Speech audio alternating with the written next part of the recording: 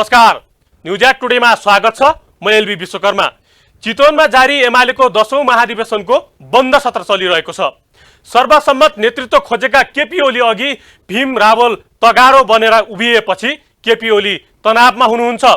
भक्ति मार्गी कतिपय नेताहरू ओलीलाई फेरि एकपटक अध्यक्ष बनाएर फिर्ती यात्रामा सिन्दूर जात्रा निकाल्न तम तयार भएर बसेका छन्। तर पार्टीमा ओली विरोधी कोही छैन, ओली नै सर्वमान्य नेता हुन् भन्ने स्थापित गराउने उनीहरूको चाहना भने पूरा नहुन सक्छ। एमाले पार्टी निर्माण गर्दाका संगठकहरू अहिले एमालेसँग छैनन्। उनीहरू एमालेबाट अलग भइसकेका छन्। कसैले अलग पार्टी गठन गरेका छन् भने कोही अहिले स्वतन्त्र बसेका देखिन्छन्। पार्टी शीर्ष नेताहरूमध्ये ओली एक्ला छन् अहिले एमालेमा। ओलीसँग छ भक्तहरूको दस्ता। ओली महान भनिदिन कमल थापाहरू पुग्नुपर्छ। ती तिनै कमल थापा हुन् जो यदा कदा केही मानिसहरूको भिड लिएर राजतन्त्र स्थापना र हिन्दू राष्ट्रको जप अलाप्दै सडकमा आउँछन्। अहिले ओलीको पक्षमा कुर्लिन रामबहादुर थापा पनि छन् जो ओलीलाई कुनै बेला मार्क्सवादी नै मान्दैनथे। नेकपा एमालेको जीवनमा मूलतः एउटा धारले विचारको बहस निर्माण गरेको थियो। त्यो थियो झापा विद्रोह, जो कोर्डिनेसन केन्द्र हुँदै नेकपा एमालेका रूपमा अघि बढ्यो, जसले पछिल्लो समय मदन भण्डारीको अगुवाईमा शान्तिपूर्ण र वैधानिक बाटोबाट नेपाली क्रान्तिका कार्यभारहरूलाई सम्पादन गर्ने, प्रजातन्त्रको माध्यमबाट नेपाली क्रान्तिलाई वामपन्थीका एजेन्डातर्फ अघि बढाउने निरन्तर प्रयास गर्यो। मदन भण्डारीको अवसानपछि मनमोहन अधिकारी, माधव नेपाल, झलनाथ खनाल र वामदेव गौतम लगायतले त्यो विरासत धानेका थिए। नेता नेपालले आफ्नो 18 वर्षे कार्यकाल बिना विवाद पूरा गर्न समेत भ्याए। यो पार्टी सत्यानाश भइसकेको छ। यसको न कुनै विचार छ न सिद्धान्त छ। अब घनश्यामजी जस्ताहरू त्यहाँ बसेर म यसलाई एकदमै सुधारेर ठिक पारिदिन्छु भन्ने त्यो कसरत राम्रै होला, तर सम्भावना मैले केही देखेको छु। 10 बुँदे र 10 जना, त्यो 10 जना मध्ये धेरै जसो ओलीको शरणमा गएर आफूलाई तम शरण गरिसक्नु भएको छ। अब अहिले मैले देखेको जम्मा 2 जना देखिरहेको छु, भीम रावलजी र घनश्यामजी। यसले आफूलाई कसैले अध्यक्ष र उपाध्यक्षमा क्यान्डिडेट दिनुभएको छ। किनभने पार्टीमा अब त्यो समूह छैन। उहाँहरू सरेन्डर गरिसक्नु, उहाँहरू सबै सरेन्डर गरिसक्नु। हिजो म त्यसमध्येका 2-3 जनाको इन्टरभ्यू युट्युबमा हेरिरहेको थिएँ। उहाँको विकल्प छैन, ओलीजीको बोल्न थालिहाल्नु। एमालेमा फेरि अलिकति असहमति जो थियो त्यो पक्ष छुटिएर गएको छ। पार्टी नै अलग बनायो। भित्र अलिअलि हुनुहुन्छ, जस्तो अहिलेको अध्यक्ष केपी शर्मा ओलीको विपक्षमा अलिअलि मसिनो स्वर छ। मान्छे तगडा हुनुहुन्छ, जस्तो भीम रावलजीहरू भने जस्तो एकदमै तगडा व्यक्तित्व हो। तर भइदियो के भनेदेखि उहाँहरूको अहिले आवाज नेकपा एमालेमा मसिनो हुन्छ जस्तो मैले चाहिँ देखेको छु परबाट। 2054 सालमा एमाले फुट्यो। महाकाली सन्धिले एमालेलाई 2 फ्याक बनाएपछि चुनावमा नराम्ररी पराजित हुनु पर्यो। फुटेको एक धारको त 1 सिटसम्म पनि आएन। तात्कालीन समयमा माधव नेपालले एकताको पुल जोडे। फेरि एमाले एक बन्यो। त्यस बेलादेखि एमालेमा केपी ओलीको पकड पनि केही मजबुत हुँदै गयो। त्यसबेला माधव नेपाललाई पार्टी फुटको जिम्मेवार भएको आरोप पनि लगाउने गरिएको थियो। युवा सङ्घ मार्फत आफूलाई बलियो बनाउँदै लगेका ओलीले बुटबल महाधिवेशनमा अध्यक्ष पदमा प्रतिस्पर्धा गरे, तर त्यसबेला उनी झलनाथ खनालसँग पराजित भए। त्यसपछि भएको महाधिवेशनबाट ओलीले पार्टी हाँक्ने जिम्मेवारी पाए अनि एमालेमा पुनः आन्तरिक झमेला बढ्न पुग्यो। आन्तरिक जीवनको वर्चस्वको लडाईँको कहिल्यै नटुङ्गिने अनवरत श्रृङ्खला बन्यो। 15 वर्ष जस्तो लाग्छ मलाई। खड्ग प्रसाद ओलीजीले आफूलाई एउटा विभिन्न खाले आफूलाई एउटा कल्ट बिल्डिङमा लाग्नुभयो कि उहाँ आफूलाई देवत्वकरण गराउने, युवाहरूको टोली बनाउने, लडाई, लुटपाट, भ्रष्ट स्मगलिङ गर्नेहरू, चोरी गर्नेहरू, बिचौलियाहरू, ठगहरू, देश लुट्नेहरू, बलात्कारमा लागेकाहरू, यी सारा यस्ता फटा बदमासहरू जति थिए ती उनको पछि लागे। तिनीहरूलाई उनले पोलिटिकल कभर दिए। यो पोलिटिकल कभर कहिलेकाहीँ डेमोक्रेसीमा इलेक्टेड संस्थाहरू कसरी बर्बाद हुन्छन् भने र अधिनायक भने यसको उदाहरण यही हो। अनि त्यो कभरभित्र उनले आफूलाई पार्टीमा त्यसरी मजबुत बनाए। ओलीले आफू सत्तामा रहँदा कार्यकर्ताहरूलाई उपभोक्तावादीको रूपमा निर्माण गर्दै गएको आरोप अर्को पक्षले लगाउने गरेको छ। धन र बलको आडमा पार्टीमा कब्जा जमाउँदै गएको आरोप ओलीमाथि लाग्दै गयो। ओलीका वरपर भक्तिगान गर्नेहरूको एउटा समूह झ्याम्मिँदै गयो। एमालेका सङ्गठकहरू कमजोर हुँदै गए, भुइँ तहका कार्यकर्ताहरू उठ्नै पाएनन्। खड्ग प्रसाद ओलीमा एउटा गजबको अधिनायकवादी चरित्र छ। उहाँलाई सर्वसत्ता सम्पन्न हुनुपर्छ। उहाँ लोकतन्त्र, समावेशिता, संहिता, यी लोकतन्त्रका मूलभूत मान्यतामाथि उनी विश्वास गर्दैन। जसरी पार्टीकै डिसिजन गर्ने मेकानिजमहरू, सेन्ट्रल कमिटी, पोलिट ब्युरो, स्थायी समितिहरू, त्यो कुरोमा उनी विश्वास गर्छन्।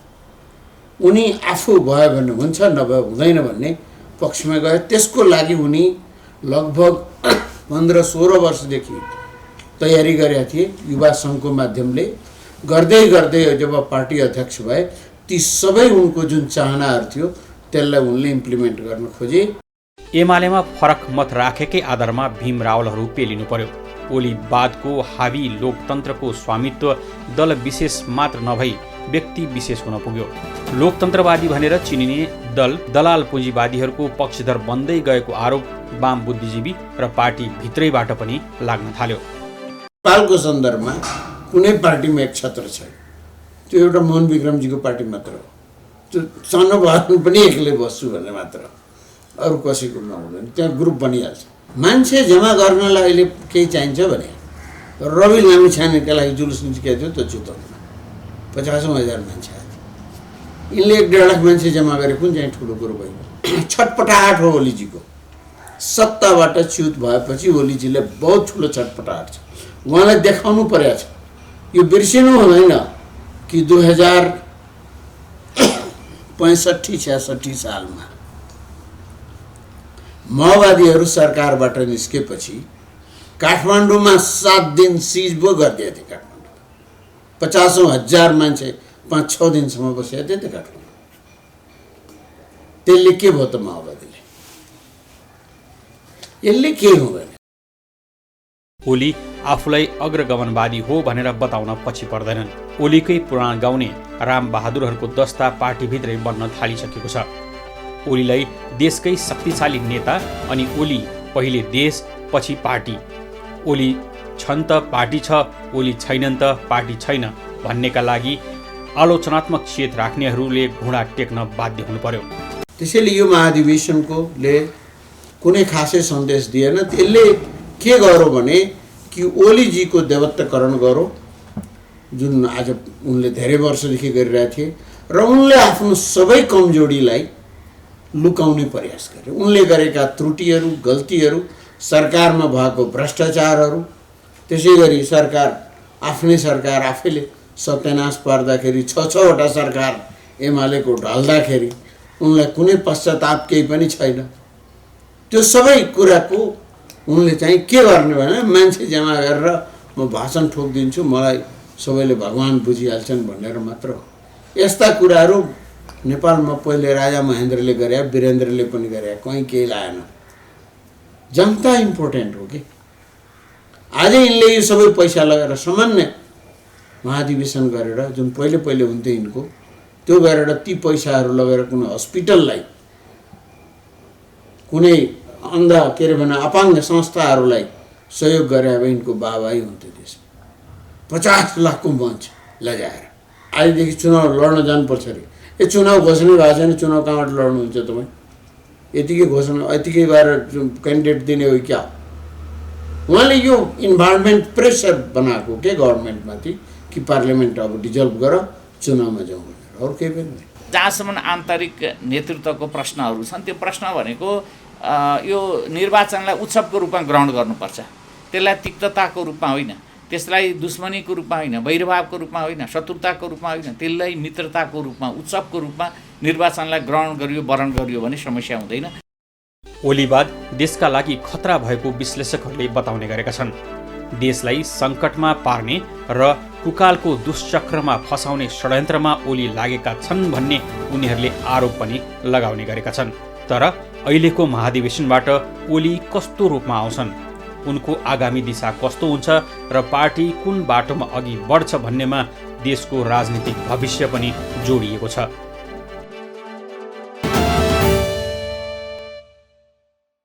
दश भाइको 10 बुँदे खोस्टामा पार्टीभित्रको शासक ओलीको दुर्नियतको शिकार भएर दुष्परिणाम भोग्न बाध्य भइसकेको छ।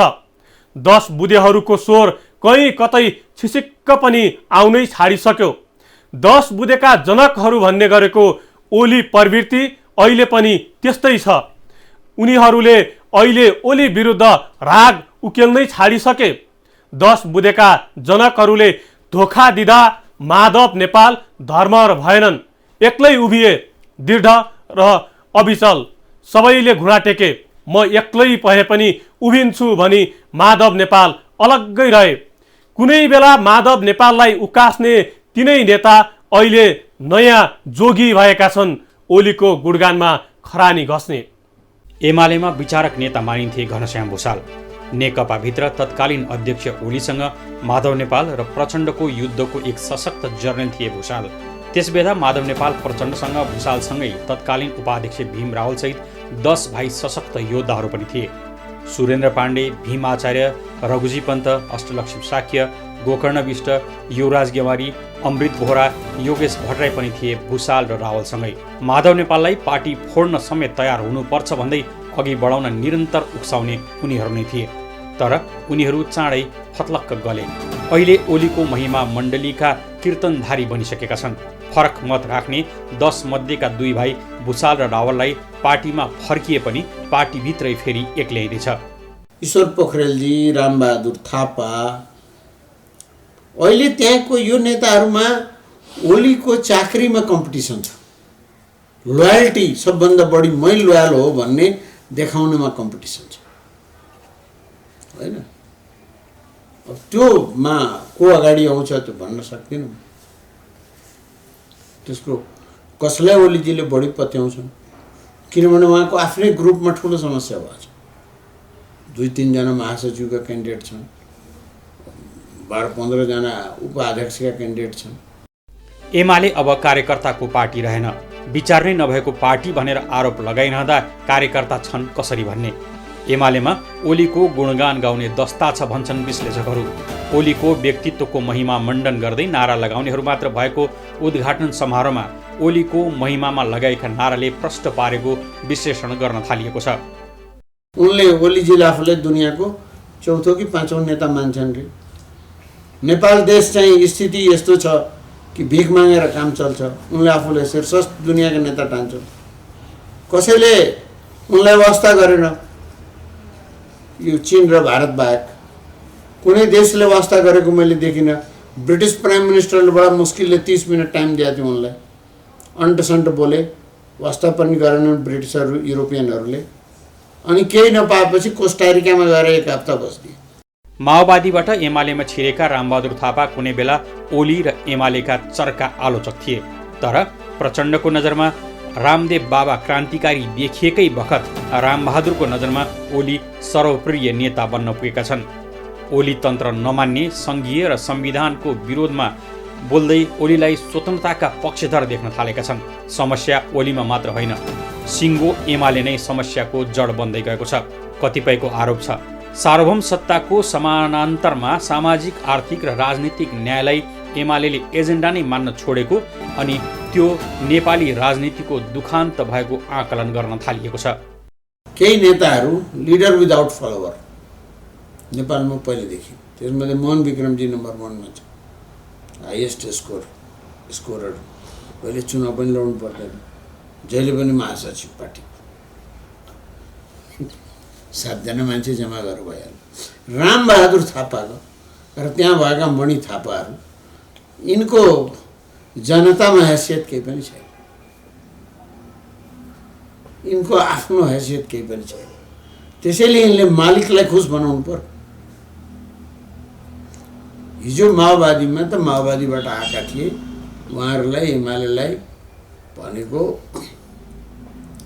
आज ओलीलाई खुसी बनाउनु छ। मालिक खुसी भएन उहाँले प्रसाद पाउने। अझ सुरेन्द्र पाण्डे, योगेश भट्टराई लगायतको व्यवहारिक चरित्र अध्ययन र चित्रण गर्ने हो भने ओली पूजकहरू भन्दा फरक देखिँदैनन् भन्छन् स्वतन्त्र विश्लेषकहरू। 4 महिना अघिका उनीहरू र अहिलेका उनीहरू बीच भेद छुट्याउन गाह्रो भएको छ। अझ योगेश त कुनै बेला आफूले नै मान्दै आएका नेताको चर्को आलोचक बनेका छन्।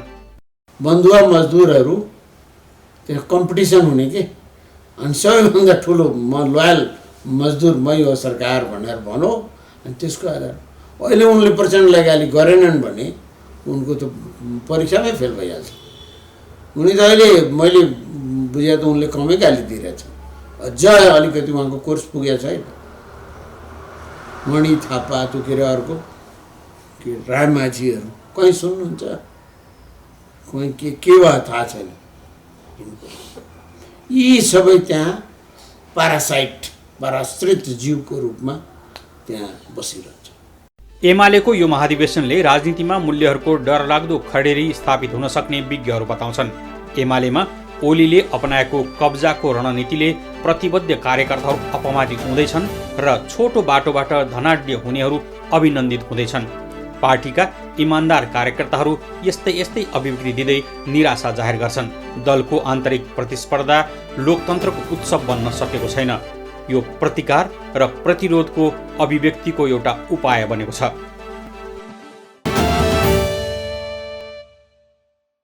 अब फरक प्रसङ्ग। पोखरा फेवाताल अतिक्रमण पटक पटक चर्चामा आउने गर्छ। सरकारले पटक पटक छानबिन समिति पनि बनाउँछ। फेवातालका समस्या भने समाधान हुँदैनन्, बरु बल्झिँदै जान्छन्। अतिक्रमण रोकिँदैन, थप अतिक्रमणको चपेटामा पर्छ।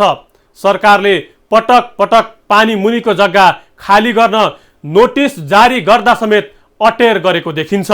सरकारले गत वर्ष पुण्य पौडेलको संयोजकत्वमा गठन गरेको फेवाताल अध्ययन समितिले 4 किल्ला निर्धारण समितिले फेवातालको 4 किल्ला सीमा र क्षेत्रफल सहितको नक्सा राजपत्रमा प्रकाशित गरेको छ। तर यस अघि नै उस्तै प्रकृतिको प्रतिवेदन पहिल्यै तयार भएको खुलेको तथ्य सार्वजनिक भएको छ। पौडेल नेतृत्वको समितिले अध्ययन गर्ने क्रममा प्रदेश मातहतको सिंचाई डिभिजन कार्यालय कास्की र स्याङ्जा कार्यालयमा उक्त प्रतिवेदनका प्रति भेटिएका हुन्। 2046 मा प्रजातन्त्र पुनर्बहाली पछि फेवातालको क्षेत्रफल सम्बन्धमा 7 वटा प्रतिवेदन सार्वजनिक भइसकेका छन्। पौडेल समितिको सिफारिसमा फेवातालको 4 किल्ला सीमा र क्षेत्रफल सहितको नक्सा राजपत्रमा प्रकाशित भइसकेपछि 2031 सालमा बाँध फुटेको बेला पानी घटेको मौका पारेर फेवातालको जग्गा स्थानीयले अतिक्रमण गरेको र पछि बाँध बनेपछि त्यही जग्गाको मुआब्जा मागेकाले मुआब्जा नदी दर्ता बदर गर्न सिफारिस गरिएको थियो। त्यही विषयमा 3 पटक मन्त्री स्तरीय निर्णय समेत भएको पाइएको छ। तर प्रजातन्त्र पुनर्बहाली सँगै उक्त प्रतिवेदन बेपत्ता पारिएको थियो। फेवाताल अतिक्रमण सम्बन्धमा सर्वोच्च अदालतको 2075 वैशाख 16 को फैसलापछि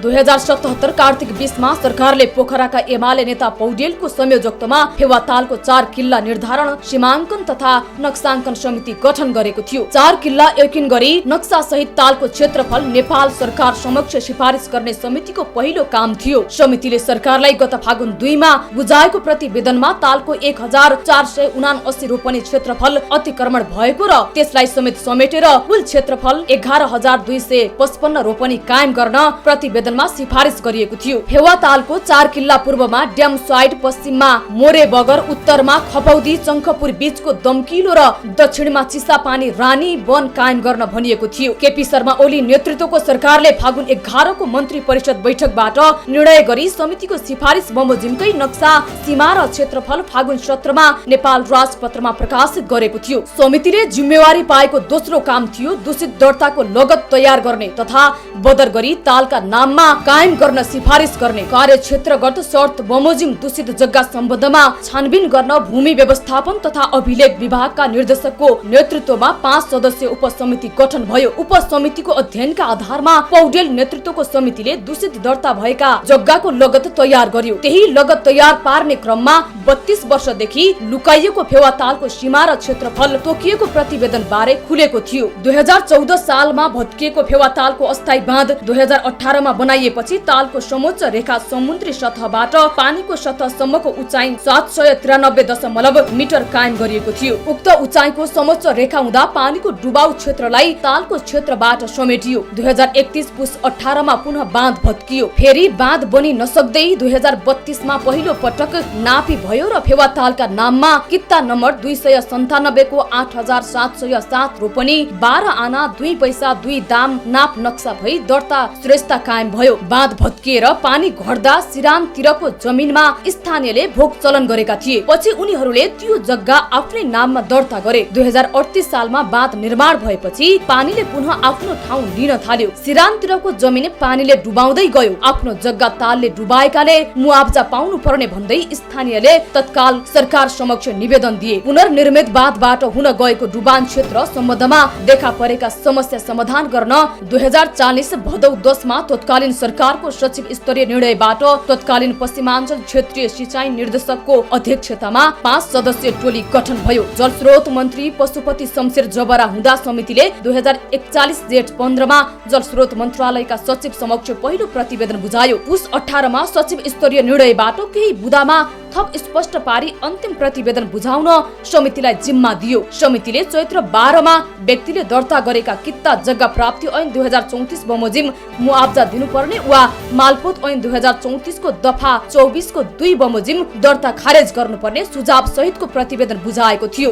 समितिले 2018 मा पक्की बाँध निर्माण भई 793.7 मिटरको सतहमा पानी पुग्दा त्यसैले डुबाउ क्षेत्र निश्चित गरेको र 2031 मा बाँध भत्किएपछि तालको पानी भित्रको जग्गा पनि दर्ता भएको देखाएकाले मुआवजा नदिई दर्ता बदर गरेर लगत कट्टा गर्नुपर्ने सिफारिस गरेको थियो। त्यस सम्बन्धमा जलस्रोत मन्त्रालयले तत्कालीन कानून मन्त्रालयसँग राय माग्यो। समितिको प्रतिवेदन र कानून मन्त्रालय समेतको रायका आधारमा 2042 साउन 17 मा मन्त्री स्तरीय निर्णय भयो। तर सचिवले फाइल मिल्काइदिए। पौडेल नेतृत्वको समितिले फेवातालको 4 किल्ला निर्धारण, सीमाङ्कन, तालको सीमाभित्र परेका दूषित दर्ता जग्गा छानबिन तथा तालको दीर्घकालीन संरक्षण तथा सौन्दर्यीकरणका लागि बृहत्तर गुरी योजना सम्बन्धी अध्ययन प्रतिवेदन बुझाएको हो। प्रतिवेदनमा राजपत्रमा प्रकाशित तालको सिमाना भित्र पर्ने 747 कित्ता जग्गाको 1469 रोपनी 2 आना 3 पैसा 3 दाम व्यक्ति विशेषका नाममा दर्ता भएर जग्गा धनी पूर्जा प्राप्त गरेको जग्गा पर्ने उल्लेख छ। त्यसमध्ये 2032 सालमा 518 कित्तामा 916 रोपनी 8 आना 1 पैसा